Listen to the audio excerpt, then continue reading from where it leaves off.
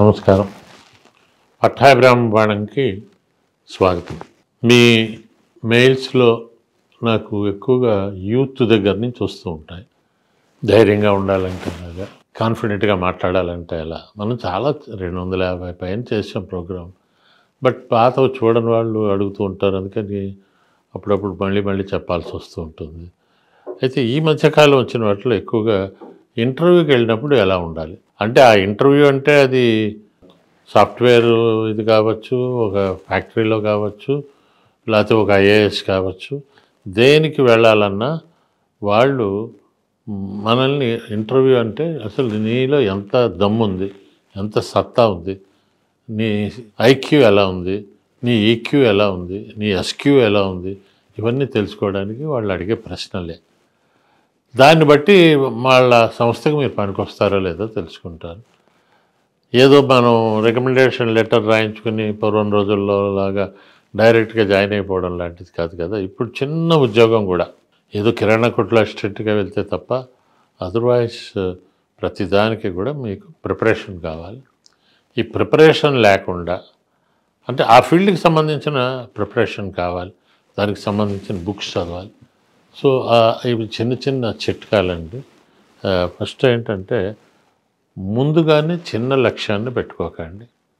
మన ఇళ్లలో ఎట్లా ఉంటుందంటే అండి, సహజంగా ఇండియాలో చిన్నప్పుడే అంటారు, నువ్వు ఈ పని బాగా చేయగలవు, నువ్వు ఇది చేయగలవు, మనం అది చేయకూడదు, మనం ఇది చేయకూడదు.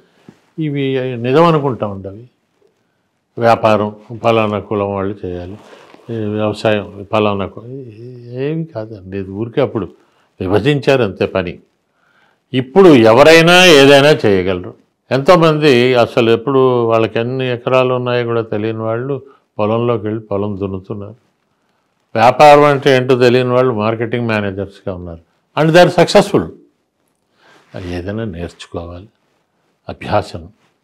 ఈ అభ్యాసం లేకుండా మనం ఏదో చేసేస్తాం అనుకుంటే అమాయకత్వం, తర్వాత ఎక్కడో బోల్తా పడతాం. దీనికి ఏంటంటేనండి, ఫస్ట్ మనం పేపర్ చదువుతూ ఉండాలి. ప్రస్తుత ప్రపంచం ఇప్పుడు ఐఏఎస్ ఉందనుకోండి, వాళ్ళు అడిగే ప్రశ్న ఏదైనా అడగచ్చు.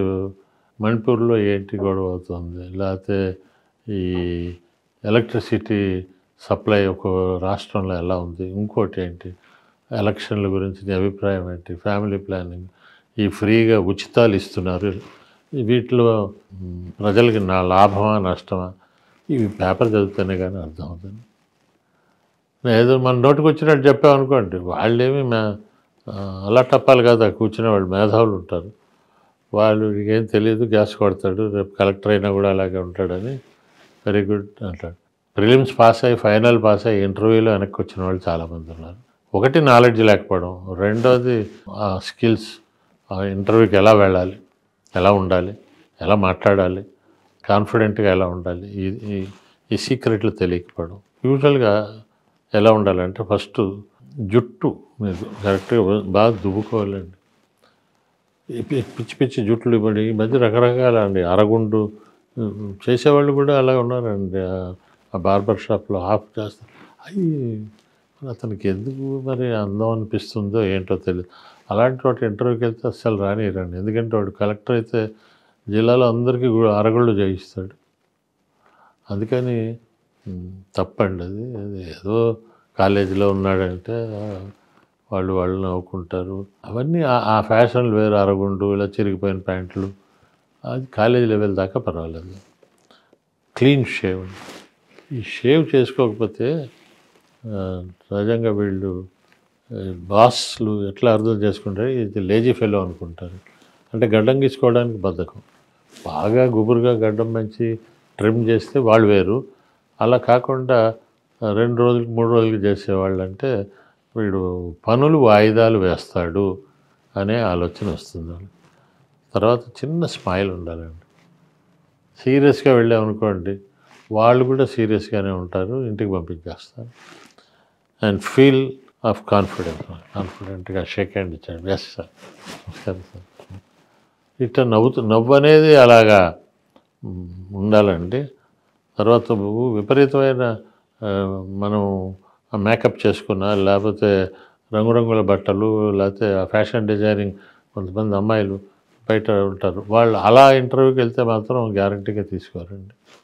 అమ్మాయి కలెక్టర్ అయిన తర్వాత ఏ వేషాలు వేసినా ఏం పర్వాలేదు.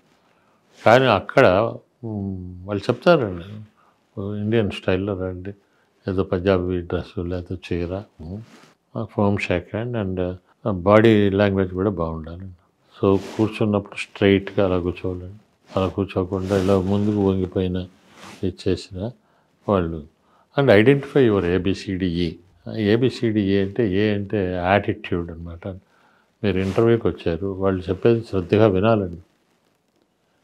బిహేవియర్ వాళ్ళు చెప్పినప్పుడు నా ముఖ కవళికలు కూడా పాజిటివ్గానే ఉండాలి. వాళ్ళు ఏదో ఒక విషయం అడిగారు, మనకి ఇష్టం లేదనుకోండి, ఇలా అన్న తల కిందకి దించుకున్నా, ఏటో చూసినా, ఇతను దేశం గురించి ఆలోచన లేదు, ఇంకా సెల్ఫిష్గా ఉన్నాడు అనిపిస్తుంది. సి అంటే కమ్యూనికేషన్స్. మీరు చెప్పేది కరెక్ట్గా వింటున్నారా లేదా? Listening is also part of communication. Yes sir నువ్వు కొట్టండి, నా కొట్టండి, తెలియకపోతే మళ్ళీ ఎక్స్క్యూజ్ మీ అని చెప్పి మళ్ళీ అడగండి. డి అంటే డిసిప్లిన్గా మీరు చెప్పే విషయాల్లో వీళ్ళు వేస్ట్ అన్నట్టుగా కాకుండా ఒక డిసిప్లిన్డ్గా మాట్లాడడం. కులాల గురించి కానీ మతాల గురించి ఏమైనా వాళ్ళు అడగచ్చు, కొన్ని ప్రాంతాల గురించి అడగచ్చు. అండ్ ఈ అంటే ఎమోషనల్ ఇంటెలిజెన్స్. ఎమోషనల్ ఇంటెలిజెన్స్ అంటే ఒక విషమ పరిస్థితుల్లో ఒక విజ్ఞానం. వాళ్ళు ఒకసారి మీరు హర్ట్ అయ్యేలాగా మాట్లాడచ్చు, అది కానీ అసలు అర్థం వేరే ఉంటుంది. ఇక వాటి గురించి చెప్తే మనకి సమయం సరిపోదు. నీ ప్రాంతంలో వాళ్ళు ఇలాగా, లేకపోతే వాళ్ళు ఇలాగా, వీళ్ళు ఏమన్నా కూడా నవ్వుతూ తెలిస్తే తెలిసినట్టు చెప్పాలి, తెలియకపోతే తెలియదని చెప్పాలి. ఇప్పుడు వీళ్ళందరూ కూడానండి సిఇఓస్, అమెరికా, కెనడా, ఫ్రాన్స్ పెద్ద కంపెనీల్లో. ఇందులో ఎక్కువ మంది సౌత్ ఇండియన్స్ ఉన్నారండి. మీరు చూడండి, సత్యనారాయణ కానీ లేకపోతే నారాయణన్ కానీ, వీళ్ళందరూ కూడా సుందరం పిచ్చాయి. వీళ్ళు ఇండియన్ బార్న్ అండి, ఇండియన్ బార్న్. తర్వాత అక్కడికి వెళ్ళాక సిఇఓలు అయ్యారు, పెద్దవాళ్ళు అయ్యారు. సో మీరు కూడా ఎందుకు కాలేరు? అయితే వీళ్ళల్లో నాకు తెలిసి చాలామంది చదువుకునే రోజుల్లో ఈ స్థాయికి వెళ్తామని అనుకోలేదండి.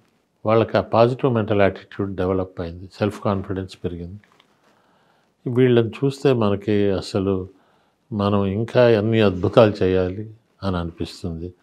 ఈ సూరజ్ తివారీ అనే అతనికి 2 కాళ్ళు పోయాయండి. అతను యాక్సిడెంట్లో పోయాయి. తర్వాత యూపీఎస్సీకి వెళ్ళాడు, 917 ర్యాంక్ వచ్చింది. అలాగే ప్రాంజల్ పాటిల్ బ్లైండ్ అండి. ఈ ఐఏఎస్లో ఒక మంచి పని ఏం జరిగిందంటే, పొట్టిగా ఉన్న వాళ్ళకి, గుడ్డిగా ఉన్న వాళ్ళకి కూడా వాళ్ళకి ఒకే ఒక అంగం అయితే లోపించింది, కానీ క్రియేటివిటీ, థింకింగ్ అవన్నీ అందరిలాగే ఉంటాయని గుర్తించారు. And they are very successful. ఎందుకంటే IAS Ira Singhal all India IAS topper అయిందండి. అమ్మాయి ఇక్కడి నుంచి అక్కడికి నడవాలంటే ఇద్దరు సహాయం చేయాలి. అలాగే అఖిల, ఆమె అసలు రైట్ హ్యాండ్ లేదండి, లెఫ్ట్ హ్యాండ్తో రాస్తుంది, లెఫ్ట్ హ్యాండ్తో చేస్తుంది, మంచి అడ్మినిస్ట్రేటర్గా పేరు తెచ్చుకుంది.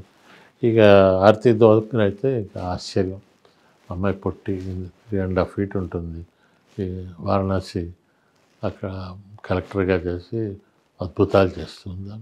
మోడీ కూడా పర్సనల్గా అభినందించాడండి, అంత అద్భుతంగా చేసింది. సో వీళ్ళందరూ కూడా ఇన్ని ఉన్న ఇన్స్పైట్ ఆఫ్ ఈ హ్యాండిక్యాప్డ్ ఇది ఇంటర్వ్యూస్లో పర్ఫెక్ట్గా చేశారండి. వాళ్ళు మాట్లాడడం కానీ, కాన్ఫిడెంట్గా ఉండడం కానీ, సిట్టింగ్ పోస్చర్ కానీ అన్నీ కూడా చాలా అద్భుతంగా చేశారు. సో సిట్టింగ్ పోస్చర్ చూడండి, సింపుల్ డ్రెస్, వాళ్ళు అడిగే ప్రశ్నలు, రైట్. అండ్ వీలైన మటుకు మెంటార్స్ని కలుస్తూ ఉండండి. ఇప్పుడు మెంటార్స్ మనకి హైదరాబాద్లో బాలాలత గారు ఉన్నారు, ఆవిడ కింద చాలామంది ఐఏఎస్లు తయారయ్యారండి. అలాగే దృష్టి ఐఏఎస్ కోచింగ్ సెంటర్ ఇక్కడ మా హైదరాబాద్లో బాగా 10 మంది దాకా ఉన్నారు. సో వీళ్ళని కలుస్తూ ఉండండి, నేర్చుకుంటూ ఉండండి.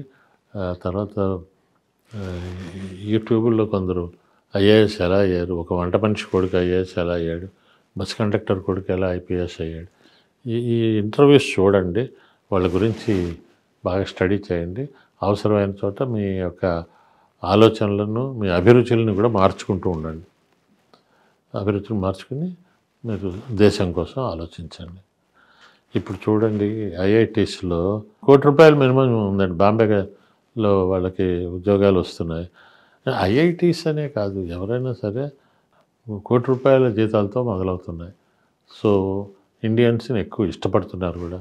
సో మీరు కూడా ఇండియనే, మీలో కూడా టాలెంట్ ఉంది. మీ ఇన్నర్ టాలెంట్ని, పొటెన్షియల్స్ని బాగా పెంచుకోండి, అద్భుతాలు చేయండి. మీకు ఏమైనా అనుమానాలు ఉంటే కామెంట్స్లో పెడుతూ ఉండండి. నేను కొందరికి పర్సనల్గా కూడా రిప్లై ఇస్తాను, లేకపోతే కొన్ని ఇలా ఇస్తాను. ఓకే, నమస్కారం.